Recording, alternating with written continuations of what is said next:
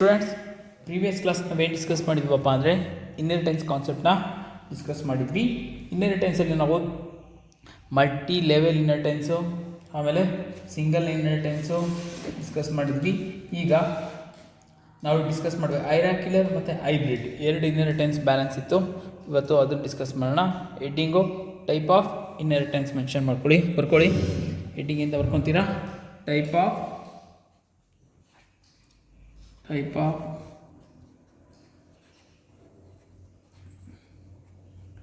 Inheritance ಅದರಲ್ಲಿ ಇವತ್ತು discuss ಮಾಡ್ತಾ ಇರೋದು hierarchical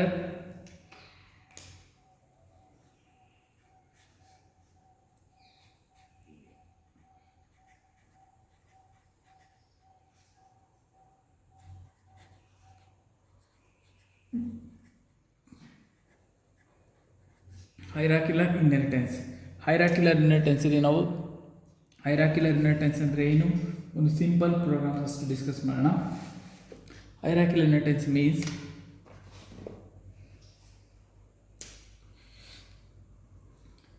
if a number of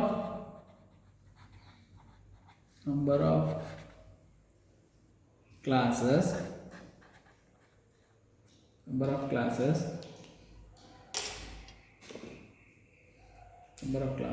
are derived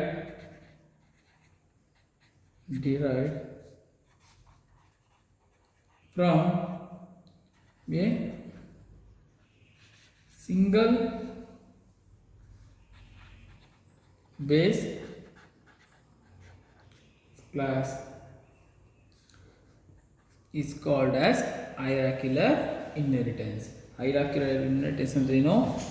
If a number of classes are derived from a single class ಅಂದರೆ base class ಒಂದಕ್ಕಿಂತ ಜಾಸ್ತಿ ಇರುತ್ತೆ, ಡಿರೈವ್ಡ್ ಕ್ಲಾಸು ಬೇಸ್ ಕ್ಲಾಸು ಒಂದೇ ಇರುತ್ತೆ, ಡಿರೈವ್ಡ್ ಕ್ಲಾಸು ಜಾಸ್ತಿ ಇರುತ್ತೆ. ಅದನ್ನ ಹೈರಾರ್ಕಿಕಲ್ ಇನ್ಹೆರಿಟೆನ್ಸ್ ಅಂತ ಕರಿತೀವಿ. ಎಕ್ಸಾಂಪಲ್ ನೋಡಿ, ಈ ಒಂದು ಬೇಸ್ ಕ್ಲಾಸ್ ಡಿರೈವ್ಡ್ ಆಗುತ್ತೆ, ಇದು ಬೇಸ್,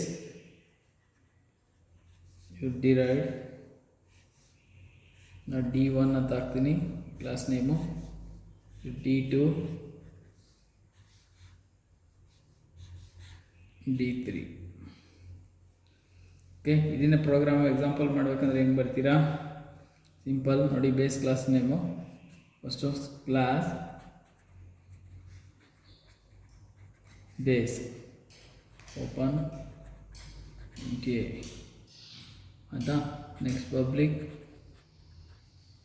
ಸಮ್ ಫಂಕ್ಷನ್ F1 ಆಯಿತಾ, ಇಲ್ಲಿ class close. Next derived class ಏನು, D1 ಕ್ಲಾಸ್ ನೇಮ್ ಕೊಡಿ, ಕ್ಲಾಸ್ D1. ಬೇಸ್ ಕ್ಲಾಸ್ ಯಾವುದು, ಪಬ್ಲಿಕ್ ಬೇಸ್. ಓಪನ್ ಮಾಡಿ ಸಮ್ ಫಂಕ್ಷನ್ಸು, ಹೇಗೇನು ಕ್ಲೋಸ್ ಆಗುತ್ತೆ, ಹೇಗೇನು ಇನ್ನೊಂದು ಕ್ಲಾಸ್ನ ಡಿರೈವ್ ಮಾಡ್ತಾ ಹೋಗ್ಬೋದು. ಸೇಮ್ ಮೆಥಡ್ ಫಾಲೋ ಮಾಡಬೇಕಾಗುತ್ತೆ. ಇದು ಹೈರಾರ್ಕಿಕಲ್ ಇನ್ಹೆರಿಟೆನ್ಸ್ನ concept. Okay, next go for the fifth one, hybrid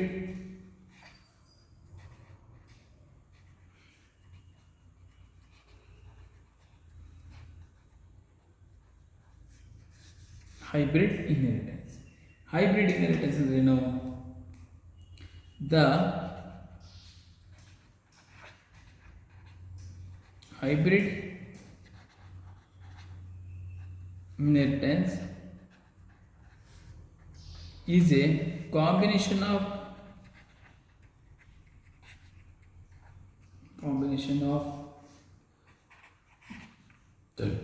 hierarchical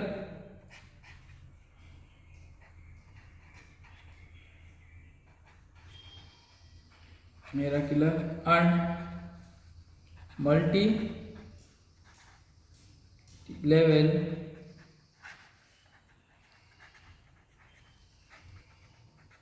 inheritance is a combination of hierarchical and multi-level inheritance. ಯಾವ ರೀತಿ ಇರುತ್ತೆ ಹಂಗಾರೆ ಪ್ರೆಸೆಂಟೇಷನ್ ನೋಡಿ. ಬೇಸ್ ಒಂದು ಬೇಸ್ ಇರಬೇಕು, ಮೋರ್ ದೆನ್ ಒನ್ ಡಿರೈವ್ಡ್ ಇದ್ದರೆ ಅದನ್ನು ಹೈರಾರ್ಕಿಕಲ್ ಅಂತ ಕರಿತೀವಲ್ಲ ನೋಡಿ.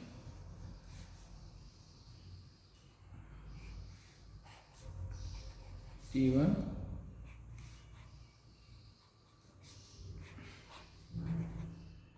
D2 ಎರಡನ್ನು ಬಳಸ್ಕೊಳ್ಬೋದು. ಇನ್ನೊಂದಿದೆ D3. ಇದನ್ನು ನಾವು ಹೈಬ್ರಿಡ್ ಇನ್ಹೆರಿಟೆನ್ಸ್ ಅಂತ ಕರಿತೀವಿ. ಇಲ್ಲಿ ನಾವು ಇಟ್ಕೊಬೇಕಾದ್ರೆ ಏನಪ್ಪ ಅಂದರೆ ಎಕ್ಸಾಮಲ್ಲಿ ನಿಮಗೆ ವಾಟ್ ಈಸ್ ಇನ್ಹೆರಿಟೆನ್ಸ್ ಕ್ವಶನ್ಸ್ ಇವಾಗ ಹೇಳ್ತೀನಿ, ಅಷ್ಟು ಕ್ಲಾಸ್ ಬರ್ಕೊಂಬರ್ಬೇಕಾಗುತ್ತೆ ನೀವು ನೋಟ್ಸಲ್ಲಿ. ಇಲ್ಲಿಗೆ ಇನ್ಹೆರಿಟೆನ್ಸ್ ಕಾನ್ಸೆಪ್ಟ್ ಮುಗಿತಾ ಇದೆ. ಇನ್ಹೆರಿಟೆನ್ಸ್ ಕಾನ್ಸೆಪ್ಟಲ್ಲಿ ನಿಮ್ಗೆ ಏನೇನು ಎಕ್ಸಾಮಲ್ಲಿ ಕ್ವಶನ್ಸ್ ಕೇಳ್ಬೋದು, ಕ್ವಶನ್ಸ್ನ ಇವಾಗ ಫ್ರೇಮ್ ಮಾಡ್ತೀನಿ, ಅದನ್ನು ನೀವು ಆನ್ಸರ್ಸ್ ಮಾಡಿ ಕಳಿಸ್ಬೇಕು. ಯಾರೂ ಆನ್ಸರ್ ಮಾಡಿಲ್ಲ ಅಂದರೆ ಕಾಲೇಜಿಗೆ ಬಂದಾಗ ನಾನು ಆನ್ಸರ್ಸ್ನ ಮಾಡಿಸ್ತೀನಿ. ಈಗ ನೀವು ಮಾಡಿ ಕಳಿಸಿದ್ರೆ ಕ್ಲಾಸಿಗೆ ಬಂದಾಗ ನಾನು ಜಸ್ಟ್ ಒನ್ ಟೈಮ್ ಬರೆಸ್ತೀನಿ. ನೀವೇನಾದ್ರು ಇವಾಗ ಮಾಡಿದ್ರೆ ನನಗೆ ಕಳಿಸಿದ್ರೆ ನಿಮಗೆ ನೆಕ್ಸ್ಟ್ ಸರಿ ಕ್ಲಾಸಿಗೆ ಬಂದಾಗ 5 ಸರಿ ಬರೆಸ್ತೀನಿ ನಾನು. Questions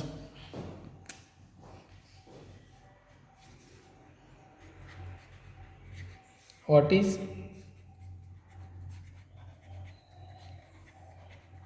inheritance? ಎರಡನೇದು mention type of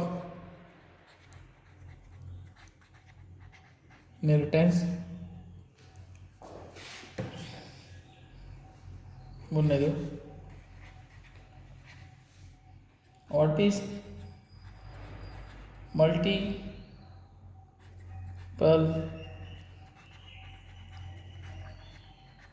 inheritance. Okay, ಇದು 1 marks question. Next 2 marks questions. Mention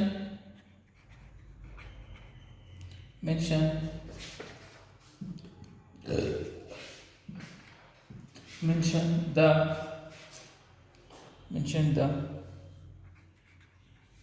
advantages of ಇನ್ಹೆರಿಟೆನ್ಸ್ನ ಅಡ್ವಾಂಟೇಜಸ್ ಏನು ಅಂತ. ಇದು ಪಾಸಿಬಿಲಿಟಿ ಕ್ವಶನ್ಸ್ ಆಯಿತಾ. Next explain 3 marks question. Explain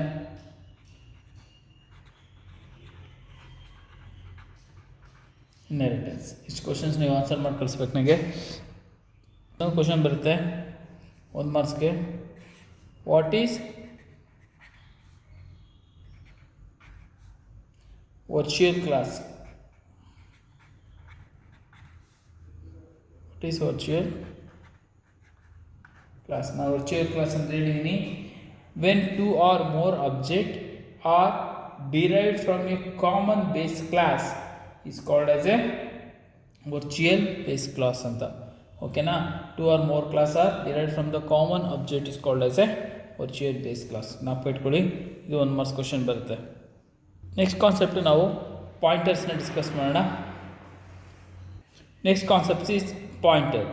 pointer ಅಂದರೆ ಏನು, ಪಾಯಿಂಟರ್ನ ಯಾವ ರೀತಿ ಯೂಸ್ ಮಾಡ್ತೀವಿ ಅಥವಾ what is the use of pointer ಅಷ್ಟನ್ನು ಡಿಸ್ಕಸ್ ಮಾಡ್ತೀವಿ. ಮೊದಲನೇ ಸ್ಟೆಪ್ಪಲ್ಲಿ ಪಾಯಿಂಟರ್ ಅಂತ ಬರ್ಕೊಳ್ಳಿ. Next chapter pointer.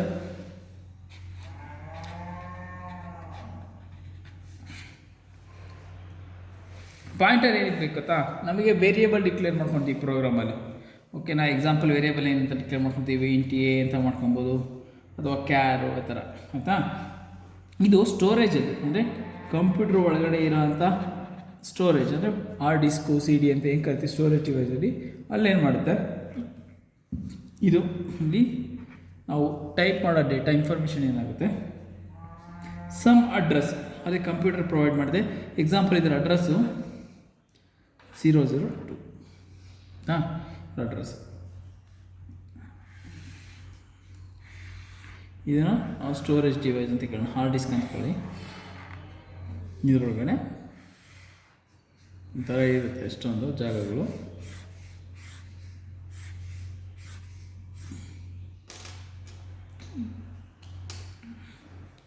Storage address 002 ಅಂದರೆ ಇದು. ಇಲ್ಲಿ ನಾನು ವೇರಿಯೇಬಲ್ ಎಲ್ಲಿ ಸ್ಟೋರ್ಸ್ತೀನಿ 10 ಸ್ಟೋರ್ ಮಾಡ್ತೀನಿ. ನಾವು ಪ್ರೋಗ್ರಾಮ್ ಎಕ್ಸಿಕ್ಯೂಟ್ ಮಾಡಬೇಕಾದ್ರೆ ವೇರಿಯೇಬಲ್ ಕೊಡ್ತೀವಿ ಇಂಟ್ ಎ ಇಂಟ್ ಬಿ ಅಂತ, ಅದಕ್ಕೆ ವ್ಯಾಲ್ಯೂಸು ಕೊಡ್ತೀವಿ. ನಾವು ಇದೆಯಾ ಆ ವ್ಯಾಲ್ಯೂಸ್ ಕೊಡೋದು ಏನಕ್ಕಂದರೆ ವೇರಿಯೇಬಲ್ ಮುಖಾಂತರ ನಾವು ಒಂದು ಇನ್ಫಾರ್ಮೇಷನ್ನ ಸ್ಟೋರೇಜ್ ಮಾಡ್ತೀವಿ. ಈ ವೇರಿಯೇಬಲ್ ಏನು ಮಾಡುತ್ತೆ, ವೇರಿಯೇಬಲ್ ಒಂದು ಮೆಮೊರಿನ ಅಲೋಕೇಟ್ ಮಾಡುತ್ತೆ. ಆ ಮೆಮೊರಿ ಅಲೋಕೇಟ್ ಮಾಡಬೇಕಾದ್ರೆ ಅದು ಕಂಪ್ಯೂಟ್ರಲ್ಲಿ ಮೆಮೊರಿ ಅಡ್ರೆಸ್ನ ಬಳಸುತ್ತೆ. ಆಯಿತಾ, ನೋಡಿ variable A storage address memory store ಆಗಿದೆ. ಓಕೆನಾ. ಪಾಯಿಂಟರ್ ಏನು ಮಾಡುತ್ತೆ ಗೊತ್ತಾ, ಈ ಪಾಯಿಂಟರ್ ಏನು ಮಾಡುತ್ತೆ, ಈ ಅಡ್ರೆಸ್ನ ಹಿಡಿದುಕೊಳ್ಳುತ್ತೆ, ಅಂದರೆ ಈ ಅಡ್ರೆಸ್ಸನ್ನು ಸ್ಟೋರ್ ಮಾಡ್ಕೊಳ್ಳುತ್ತೆ. ಅದಕ್ಕೆ ಏನಂತ ಕರಿತೀವಿ ಪಾಯಿಂಟರ್ ಅಂದರೆ ಡೆಫಿನಿಷನ್ ನೋಡಿ, pointer is A variable which hold the address of another variable. ನೋಡಿ, ಪಾಯಿಂಟರ್ ಇಸ್ ಎ ವೇರಿಯೇಬಲ್, ಒಂದು variable which hold the address of the another variable, address of the another, ಇದರ ಅಡ್ರೆಸ್ಸನ್ನು ಇದು ಹಿಡಿದುಕೊಂಡಿರೋದನ್ನು pointers ಅಂತ ಕರಿತೀವಿ. Example 1 marks question ಬರುತ್ತೆ, what is pointer? Pointer is A variable which hold the address of the another variable. Okay, next ಅದರ advantage ನೋಡೋಣ. Advantages of, okay write down, advantages of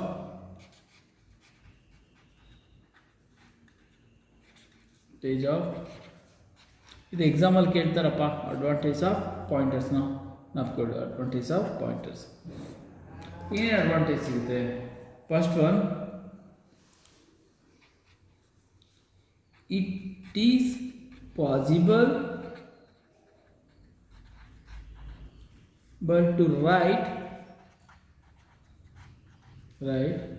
efficient program. ಆಯಿತಾ, efficient program ಆಗುತ್ತೆ. Next memory is utilize ಅಂದರೆ ಬಳಸೋದು, utilised properly. ಎಲ್ಲಿ ಬೇಕೋ ಅಲ್ಲಿ memory storage ಆಗೋದು, ಅವಾಗ ಮೆಮೊರಿ ವೇಸ್ಟ್ ಆಗೋ ಚಾನ್ಸಸ್ ಆಗೋಲ್ಲ, ಪ್ರಾಪರಾಗಿ ಮೆಮೊರಿನ ಯೂಸ್ ಮಾಡ್ತೀವಿ. Next, it support dynamic allocation and D-allocation. Dynamic ಅಂದರೆ ಹೇಳಿದ್ದೀನಿ, ಪ್ರೋಗ್ರಾಮ್ ಎಕ್ಸಿಕ್ಯೂಟ್ ಮಾಡಬೇಕಾದ್ರೆ ಮಾಡೋಂಥ ಕೆಲಸನ ಆ ಟೈಮಲ್ಲಿ, ಪ್ರೋಗ್ರಾಮ್ ಎಕ್ಸಿಕ್ಯೂಟ್ ಮಾಡೋ ಟೈಮಲ್ಲೇ ಮಾಡೋಂಥ ಕೆಲಸನ ಡೈನಾಮಿಕ್ ಅಂತೀವಿ. ಅಲ್ಲ, ಅಂಥ ಟೈಮಲ್ಲಿ ಮೆಮೊರಿ ಅಲೋಕೇಟ್ ಮಾಡಿದ್ರೆ ಡೈನಾಮಿಕ್ ಮೆಮೊರಿ ಅಲೋಕೇಶನ್ಸ್ ಅಂತೀವಿ. ಅದೇ ರೀತಿ ಎಕ್ಸಿಕ್ಯೂಟ್ ಮಾಡೋ ಟೈಮಲ್ಲಿ ಪ್ರೋಗ್ರಾಮಲ್ಲಿ ಮೆಮೊರಿನ ಡಿಲೀಟ್ ಮಾಡಿದ್ರೆ ಡಿ-ಅಲೋಕೇಶನ್ಸ್ ಅಂತ ಕರಿತೀವಿ. ನೆಕ್ಸ್ಟ್, 4ನೇ point, it establish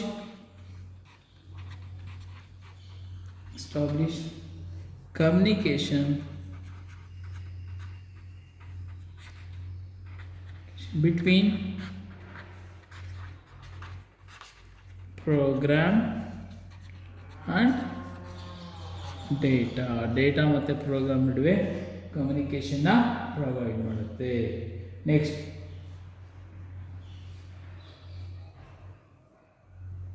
last point, easy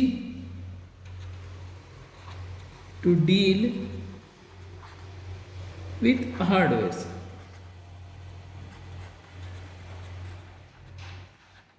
hardware components, hardware components ಈಸಿಯಾಗಿ ಡೀಲ್ ಮಾಡುತ್ತೆ, ಅಂದರೆ ಈಸಿಯಾಗಿ ಅರ್ಥ ಆಗುತ್ತೆ, ಡಿಸ್ಕ್ರೈಬ್ ಮಾಡುತ್ತೆ ಅಂತ ಅರ್ಥ. ಓಕೆ, ನೆಕ್ಸ್ಟ್ ಇದು ಪಾಯಿಂಟರ್ನ advantages. Next class we discuss the pointer ವೇರಿಯೇಬಲ್ನ ಯಾವ ರೀತಿ ಡಿಕ್ಲೇರ್ ಮಾಡ್ಕೊಬೇಕಾಗುತ್ತೆ ಮತ್ತು ಪಾಯಿಂಟರ್ ವೇರಿಯೇಬಲ್ನ ಯಾವ ರೀತಿ ಪ್ರೋಗ್ರಾಮಲ್ಲಿ ಯೂಸ್ ಮಾಡಬೇಕಾಗುತ್ತೆ ನಾವು ನೆಕ್ಸ್ಟ್ ಕ್ಲಾಸಲ್ಲಿ ಡಿಸ್ಕಸ್ ಮಾಡೋಣ.